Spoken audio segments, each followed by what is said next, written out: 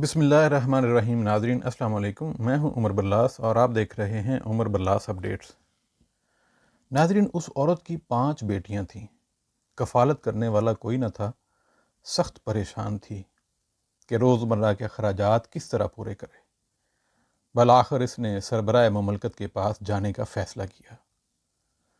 طویل سفر طے کرنے کے بعد وہ سربراہ مملکت کے شہر پہنچی۔ سربراہ مملکت کا مکان تلاش کیا۔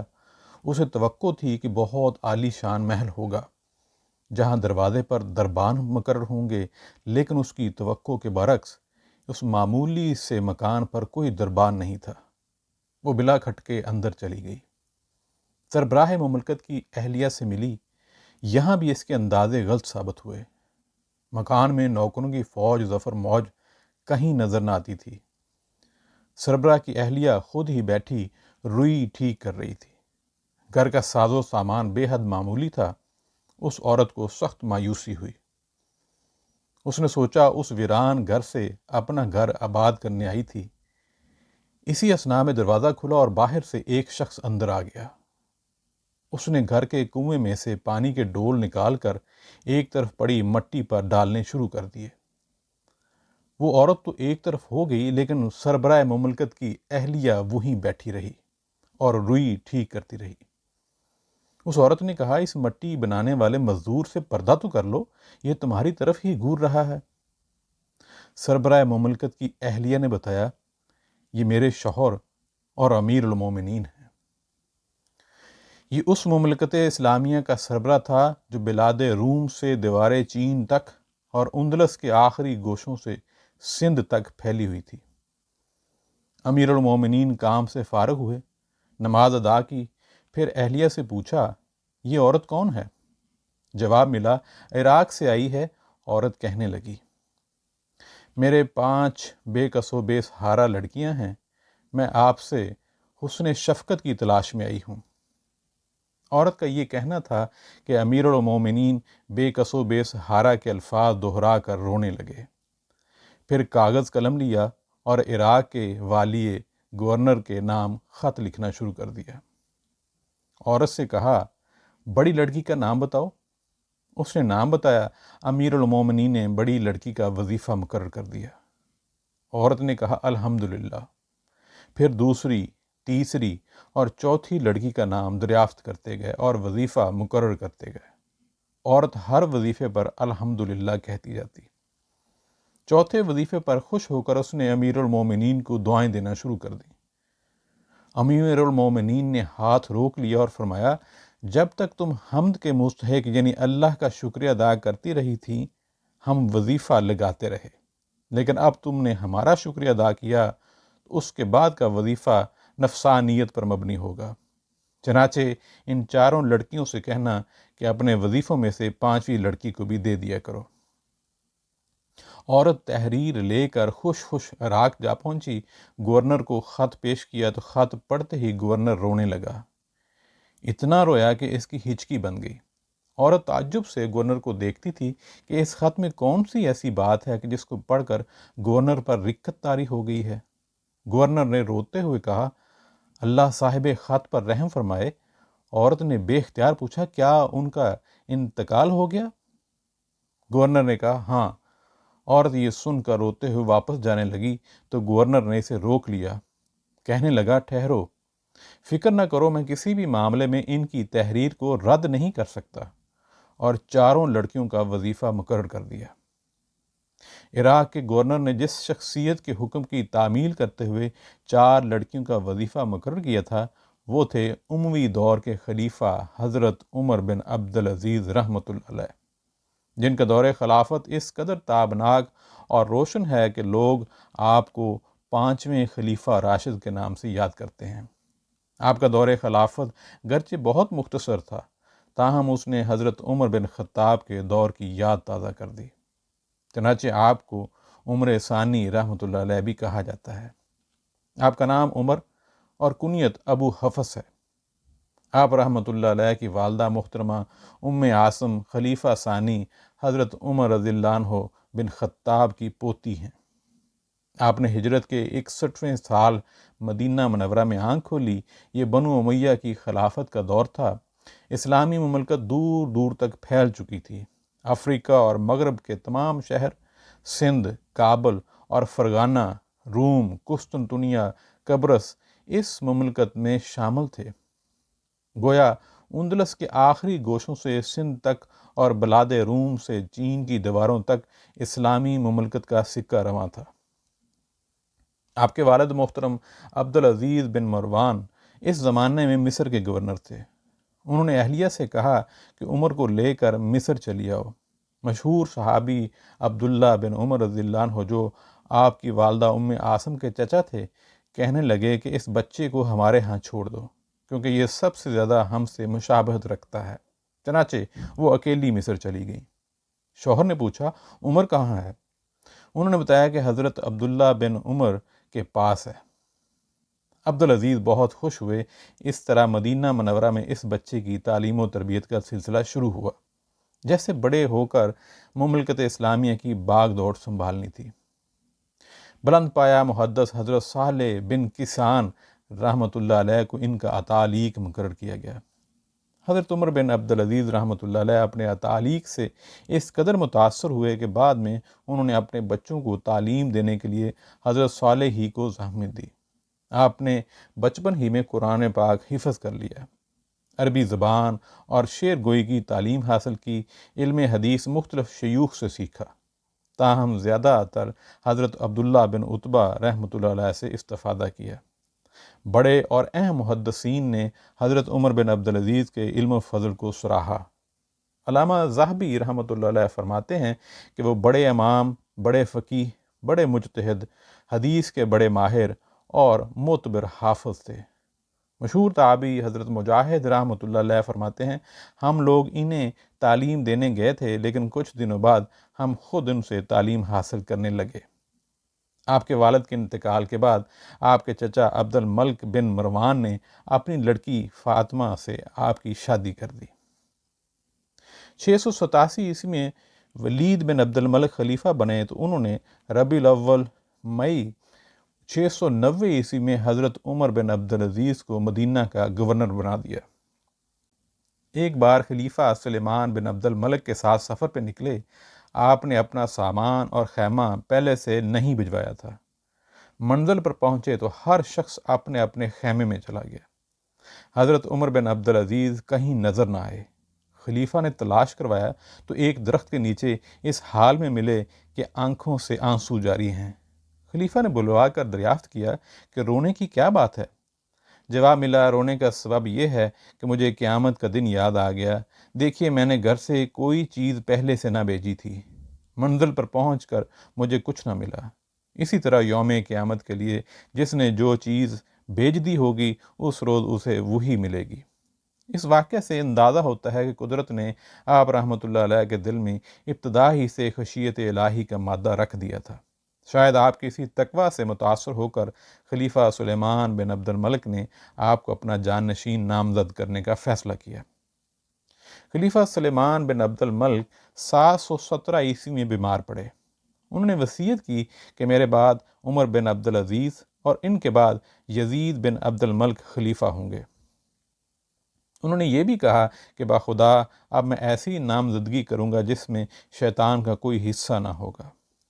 خلیفہ سلیمان بن عبد الملک کے انتقال کے بعد ان کی وصیت پر بنو امیہ کے تمام لوگوں سے بیعت لی گئی۔ پھر وصیت کا اعلان کیا گیا۔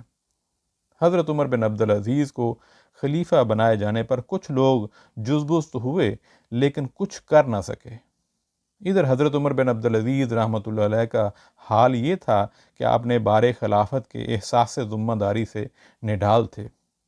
خلیفہ سلیمان بن عبد الملک کی تجہیز و تکفین اور خلافت کے ابتدائی مرحلے مکمل کر کے حضرت عمر بن عبدالعزیز اپنے گھر لوٹے تو تھوڑی دیر آرام کرنا چاہا۔ اسی وقت آپ رحمۃ اللہ علیہ کے صاحبزادے عبد الملک نے آ کر پوچھا، آپ ان اموال کی واپسی سے پہلے سونا چاہتے ہیں جن پر خلفائے بنو امیہ نے غاصبانہ قبضہ کر رکھا ہے؟ آپ نے کہا، میں رات کا جاگا ہوا ہوں، نماز ظہر کے بعد یہ کام کر لوں گا۔ صاحبزادے نے کہا، ظہر کے وقت تک آپ کی زندگی کا کون ذمہ دار ہو سکتا ہے؟ حضرت عمر بن عبدالعزیز رحمۃ اللہ علیہ پر اس فکرے کا اس قدر اثر ہوا کہ صاحبزادے کو پاس بلا کر گلے سے لگا لیا، پیشانی پر بوسہ دیا اور فرمایا، اللہ کا شکر ہے، اس نے مجھ کو ایسی اولاد دی ہے جو مجھ کو دین کے کاموں میں مدد دیتی ہے۔ اسی وقت منادی کروا دی کہ لوگ اپنے مال و جائیداد کے بارے میں اپنی شکایتیں پیش کر دیں، جس کے بارے میں ان کا دعویٰ ہے کہ اسے زبردستی ہتھیا لیا گیا ہے۔ یہ کام بڑا خطرناک اور نازک تھا۔ خود آپ رحمۃ اللہ علیہ کے پاس بڑی موروثی جاگیر تھی۔ بعض افراد نے آ کر آپ سے کہا کہ اگر آپ نے اپنی جاگیر واپس کر دی تو اولاد کی کفالت کیسے کریں گے؟ آپ رحمۃ اللہ علیہ نے فرمایا، ان کو اللہ کے سپرد کرتا ہوں۔ اس کے بعد آپ نے تمام اہل خاندان کو بلوایا اور ان سے کہا، بنی مروان، میرا خیال ہے امت کا نصف یا 2/3 مال تمہارے قبضہ میں ہے۔ تمام اہل خاندان نے حضرت عمر بن عبدالعزیز کی بات کو بھانپ کر کہا، خدا کی قسم، جب تک ہمارے سر تن سے جدا نہ ہو جائیں گے اس وقت تک یہ جائیدادیں واپس نہیں ہو سکتی۔ خدا کی قسم، نہ تو ہم اپنے آباء و اجداد کو کافر بنا سکتے ہیں، نہ اپنی اولادوں کو مفلس بنائیں گے۔ حضرت عمر بن عبدالعزیز رحمۃ اللہ علیہ نے نہایت سختی کے ساتھ فرمایا، خدا کی قسم، اگر اس حق میں تم میری مدد نہ کرو گے تو میں تم کو ذلیل و رسوا کر کے چھوڑوں گا۔ اس کے بعد آپ رحمۃ اللہ علیہ نے تمام مسلمانوں کو مسجد میں جمع کیا اور اعلان کیا کہ اموی خلیفہ نے جس مال، جاگیر یا جائیداد پر ناجائز قبضہ جما لیا ہے وہ ان کے حقداروں کو واپس کی جا رہی ہیں۔ اس اعلان کے بعد جاگیروں کی دستاویزات منگوائیں۔ آپ کے ایک ماتحت ان دستاویزات کو نکال کر پڑھتے جاتے تھے اور حضرت عمر بن عبدالعزیز کینچی سے کاٹ کاٹ کر پھینکتے جاتے تھے۔ صبح سے لے کر نماز ظہر تک یہ سلسلہ جاری رہا۔ آپ رحمۃ اللہ علیہ نے اپنی اور اہل خاندان کی ایک ایک جاگیر واپس کر دی اور اس میں سے کسی کے ساتھ کسی قسم کی رائے سے کام نہ لیا۔ نہ آپ کو دوستیاں متاثر کر سکیں، نہ قرابت داروں نے مروب کیا۔ دستور تھا کہ خلیفہ کے انتقال کے بعد اس کے استعمال شدہ ملبوسات اور عطر اس کے اہل و عیال کا حق سمجھے جاتے تھے اور غیر استعمال شدہ اشیاء آنے والے خلیفہ کے حوالے کر دی جاتی تھیں۔ خلیفہ سلیمان بن عبد الملک کا انتقال ہوا تو ان کے اہل و عیال رات بھر تیل اور خوشبو ایک شیشی سے دوسری شیشی میں انڈیلتے رہے اور جو ملبوسات استعمال نہ ہوئے تھے انہیں پہن پہن کر استعمال شدہ بناتے رہے۔ صبح ہوئی تو تمام چیزیں حضرت عمر بن عبدالعزیز رحمۃ اللہ کے سامنے رکھ دیں اور کہنے لگے، یہ چیزیں آپ کی ہیں اور یہ ہماری ہیں۔ آپ نے پوچھا، یہ آپ اور وہ کا کیا مطلب ہے؟ اس کی وضاحت کی گئی تو 2 ٹوک لہجے میں فرمایا، یہ ساری چیزیں نہ میری ہیں، نہ سلیمان کی، نہ تمہاری۔ خادم سے کہا، یہ ساری چیزیں بیت المال میں جمع کروا دو۔ خلیفہ بننے سے پہلے حضرت عمر بن عبدالعزیز رحمۃ اللہ علیہ کی نفاست پسندی کا حال یہ تھا کہ نہایت بیش قیمت لباس زیبتن کرتے تھے اور تھوڑی دیر میں سے اسے اتار کر دوسرا قیمتی لباس پہن لیتے تھے۔ وہ اپنے زمانے کے سب سے زیادہ خوش لباس اور جامع زیب شخص مانے جاتے تھے۔ اللہ تعالیٰ نے عیش و عشرت کے دل دادا اس شخص پر جب بار خلافت ڈالا تو فلک نیلگوں پر طلوع ہونے والے سورج نے، رات کی تاریکی میں چمکنے والے چاند ستاروں نے اور ڈالی ڈالی کھلنے والے خوش رنگ پھولوں نے دیکھا کہ اس شخص کی زندگی میں کتنا بڑا تغیر آ گیا ہے۔ عمر ثانی نے خلیفہ بنتے ہی گھر کا ایک ایک نگینہ بیت المال میں داخل کروا دیا، خاندان کے تمام وظائف بند کر دیے۔ شاہی سواری پیش کی گئی تو فرمایا، میرے لیے میرا خچر کافی ہے۔ اپنی تمام سواریوں کو فروخت کر کے رقم بیت المال میں داخل کروا دی۔ خلفاء کے ساتھ نقیبوں اور علم برداروں کے چلنے کا سلسلہ بند کروا دیا۔ غصب شدہ اموال اور جاگیریں ان کے اصل مالکان کو واپس دلوانا آپ کا سب سے اہم کارنامہ ہے۔ آپ کے اس جرأت مندانہ فیصلے کے اثرات مختلف ہوئے۔ خارجیوں نے جو ہمیشہ خلفاء کے خلاف بغاوت کرتے رہتے تھے کہہ دیا کہ اب اس شخص سے جنگ ہمارے لیے مناسب نہیں، لیکن بنو امیہ کے لوگ سخت ناراض ہوئے۔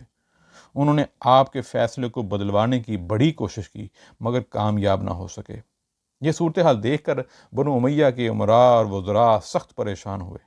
انہوں نے آپس میں مشورہ کیا کہ دیکھو، شاہی سواری ٹھکرا دی، زینت و آرائش کی اشیاء ٹھکرا دیں، اب صرف کنیزیں رہ گئی ہیں، وہی پیش کر کے دیکھو، شاید بات بن جائے۔ چنانچہ ایک سے ایک خوبصورت کنیز آپ کی خدمت میں پیش کی گئی۔ در حقیقت یہ حضرت عمر بن عبدالعزیز رحمۃ اللہ علیہ کے لیے بہت بڑی آزمائش تھی۔ آپ نے ذاتی عیش و آرام کو تو خیر بات کہہ ہی دیا تھا، سارے خاندان بنو امیہ کے قبضہ میں موجود غصب شدہ جاگیریں واپس کروا کے سب کی مخالفت مول لی تھی، اور اب آپ رحمۃ اللہ علیہ کو خوبرو کنیزیں پیش کر کے اپنے فیصلے پر نظر ثانی کرنے کی دعوت دی جا رہی تھی۔ لیکن قدرت یہ چاہتی تھی کہ اس مرد صالح کے ذریعے اس قوم کو راہ راست دکھائے جو دنیا کے عیش و آرام اور اس کی رنگینیوں پر فریفتہ ہو کر اپنی منزل سے دور ہوتی جا رہی تھی۔ آپ نے ہر کنیز سے اس کے مالک کا پتہ پوچھا اور اسے اس کے مالک کے پاس بھجوا دیا۔ جب اہل خاندان نے دیکھا کہ آپ رحمۃ اللہ علیہ کسی طور پر اپنا فیصلہ بدلنے پر تیار نہیں ہیں، تو انہوں نے آپ رحمۃ اللہ علیہ کی پھپھی کو آپ کے پاس بھیجا۔ انہوں نے آ کر کہا، تمہارے رشتہ داروں کو شکایت ہے کہ تم نے ان کی روٹی چھین لی ہے، مجھے ڈر ہے کہ وہ تمہارے خلاف بغاوت نہ کر دیں۔ حکمرانی کے خواہش مند شخص کو اقتدار کی کرسی مل جاتی ہے تو اسے سب سے پہلے اپنی کرسی بچانے کی فکر ہوتی ہے۔ اس غرض سے وہ اپنی رعایا کے بااثر حلقوں کو مطمئن رکھنے کی کوشش کرتا ہے، چاہے اس کے لیے اسے ان بااثر حلقوں کو کچھ بے جا مراعات دینی پڑیں۔ لیکن درویش صفت خلیفہ حضرت عمر بن عبدالعزیز رحمۃ اللہ علیہ ان باتوں سے بے نیاز تھے۔ آپ نے پھپھی کی بات سن کر کوئی جواب دینے کے بجائے ایک اشرفی، ایک گوشت کا ٹکڑا اور انگیٹھی منگوائی۔ اشرفی کو آپ نے انگیٹھی میں ڈال دیا۔ جب وہ خوب سرخ ہو گئی تو اسے آپ نے اٹھا کر گوشت کے ٹکڑے پر رکھ دیا، جس سے وہ بھن گیا۔ اب آپ نے اپنی پھپھی سے فرمایا، پھپھی، آپ اپنے بھتیجے کے لیے اس قسم کے عذاب سے پناہ نہیں مانگتی؟ حضرت عمر بن عبدالعزیز رحمۃ اللہ علیہ کا دور خلافت صرف 2 سال اور 5 مہینے کی قلیل مدت پر محیط ہے، لیکن اس مختصر مدت میں آپ نے حکمت اور جرأت سے بھرپور جو فیصلے کیے، ان کی بدولت پوری مملکت کی کایا پلٹ گئی۔ آپ رحمۃ اللہ علیہ خلیفہ ثانی حضرت عمر بن خطاب سے بہت متاثر تھے۔ خلیفہ بننے کے بعد آپ نے حضرت عمر بن خطاب کے پوتے حضرت سالم کو خط لکھا کہ میں چاہتا ہوں اگر اللہ مجھے اس کی استطاعت دے تو میں اپنی رعایا کے معاملات میں حضرت عمر بن خطاب کی روش اختیار کروں، اس لیے آپ میرے پاس ان کی وہ تمام تحریریں اور فیصلے بھیج دیجئے جو انہوں نے مسلمانوں اور ذمیوں کے بارے میں کیے ہیں۔ اللہ کو منظور ہوا تو میں ان کے نقش قدم پر چلوں گا۔ آپ نے اپنے مختصر سے دور خلافت میں رعایا کی فلاح و بہبود کے لیے وسیع پیمانے پر اقدامات کیے۔ آپ کے خلیفہ بننے سے پہلے 9 مسلموں سے جزیہ یعنی کہ ٹیکس وصول کیا جاتا تھا۔ آپ نے 9 مسلموں سے جزیہ وصول کیے جانے کی ممانعت کر دی۔ اس پر صرف مصر ہی میں اتنے لوگ مسلمان ہوئے کہ جزیہ کی آمدنی گھٹ گئی، اور وہاں کے حاکم نے آپ سے شکایت کی کہ آمدنی کم ہونے کی وجہ سے مجھے قرض لے کر مسلمانوں کے وظیفے ادا کرنا پڑ رہے ہیں۔ آپ نے جواب میں لکھا، جزیہ بہرحال ختم کر دو، حضور صلی اللہ علیہ وآلہ وسلم ہادی بنا کر بھیجے گئے تھے، محصل بنا کر نہیں۔ آپ رحمۃ اللہ علیہ نے بیت المال کی حفاظت کا نہایت سخت انتظامات کیے، دفتری اخراجات میں تخفیف کر دی۔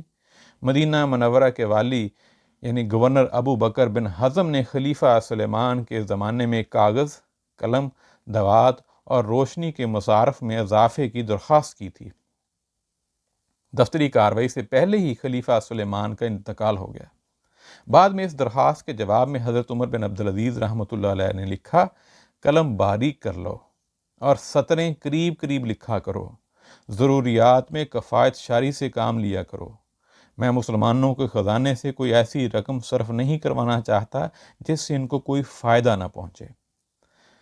ملک میں جتنے معذور و مجبور تھے ان کی فہرست تیار کروا کے ان کا وظیفہ مقرر کیا، شیرخوار بچوں کے وظیفے مقرر کیے۔ اگرچہ آپ رحمۃ اللہ علیہ نے 9 مسلموں پر جزیہ معاف کر دیا تھا جس سے آمدنی گھٹ گئی تھی، پھر بھی سرکاری خزانے سے حاجت مندوں کے وظائف مقرر کیے۔ لیکن ناجائز آمدنیوں کی روک تھام، ظلم کے سدباب اور مال کی دیانت دارانہ تقسیم کے نتیجے میں صرف 1 سال بعد یہ نوبت آ گئی تھی کہ لوگ صدقہ لے کر آتے تھے اور صدقہ لینے والے نہ ملتے تھے۔ بیت المال کی آمدنی کم ہونے کی بجائے کئی گنا بڑھ گئی تھی۔ آپ نے ذمیوں کے ساتھ بہت اچھا سلوک کیا۔ ذمی ان غیر مسلم افراد کو کہتے ہیں جو اسلامی مملکت میں رہتے ہیں، اسلامی حکومت کو جزیہ ادا کرتے ہیں اور حکومت ان کے جان و مال کی حفاظت کی ذمہ دار ہوتی ہے۔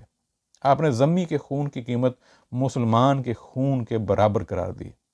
تمام حکام کے نام آپ نے فرمان جاری کیا کہ نماز کے وقت ہر کام اور کاروبار چھوڑ دیا کرو۔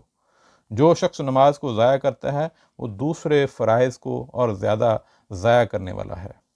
آپ نے جگہ جگہ سرائیں بنوائیں، ان میں مسافروں کی 1 دن اور بیمار مسافروں کی 2 دن میزبانی کا حکم دیا۔ شراب کی دکانوں کو بند کروا دیا اور حکم دیا کہ کوئی ذمی مسلمانوں کے شہروں میں شراب نہ لانے پائے۔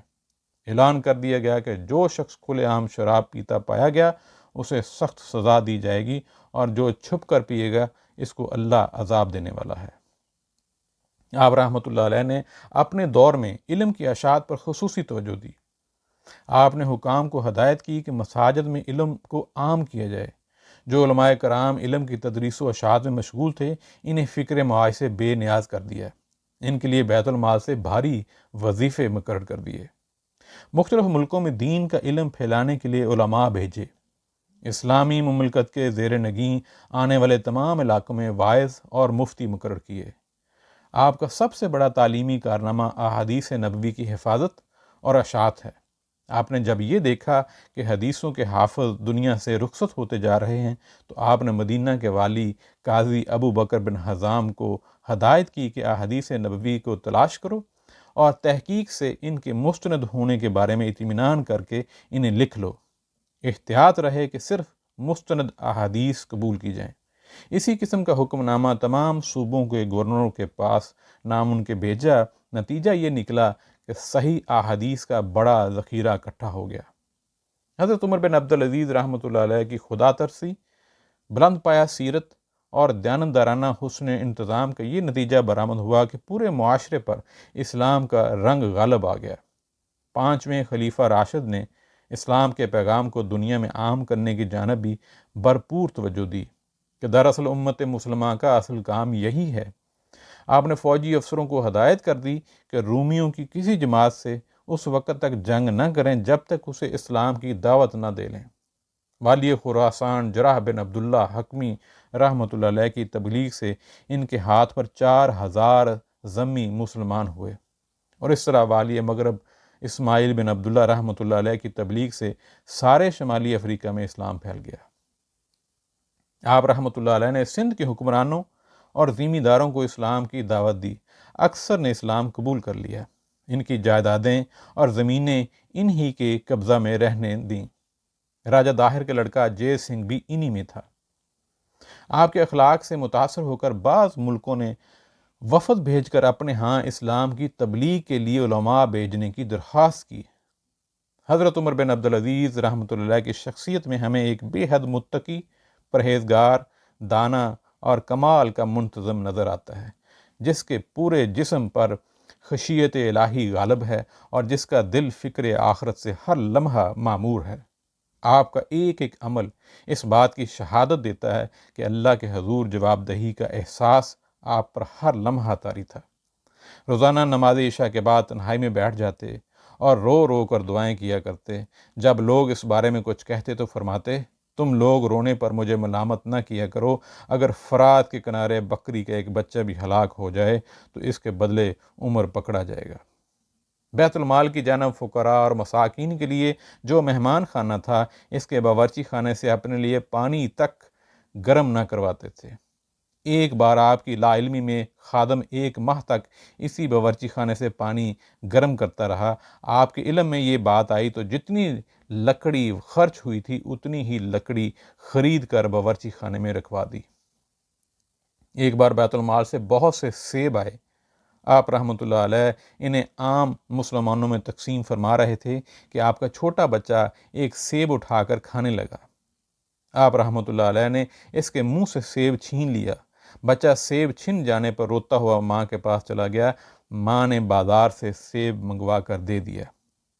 آپ گھر آئے تو سیب کی خوشبو آئی۔ پوچھا سرکاری سیب یہاں تو نہیں آیا؟ اہلیہ نے سارا واقعہ بیان کر دیا۔